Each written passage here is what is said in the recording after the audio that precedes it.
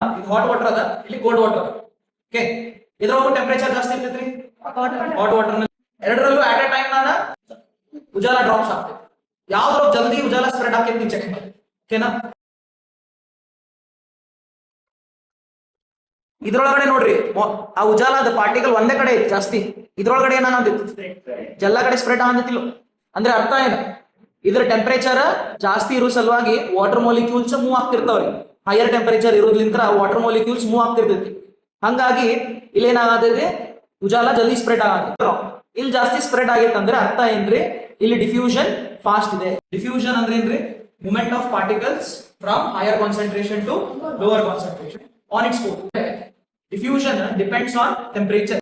ಹೆಂಗ್ ಟೆಂಪರೇಚರ್ ಮೇಲೆ ಡಿಪೆಂಡ್ ಆಗ್ತೈತಿ, ಡೈರೆಕ್ಟ್ಲಿ ಪ್ರಪೋರ್ಷನ್. ನಾ ಬಿರಿಯಾನಿ ಎಕ್ಸಾಂಪಲ್ ಕೊಟ್ಟಿದ್ದೆ ಗೊತ್ತ್ರಿ, ಬಿಸಿ ಇದ್ದಾಗ ಸ್ಮೆಲ್ ಹೊರಗಿನ ಮಟ್ಟ ಬರ್ತದೆ, ಕೋಲ್ಡ್ ಆದಾಗ ಅಲ್ಲೇ ರೂಮ್ನಾಗ ಇರ್ತದೆ.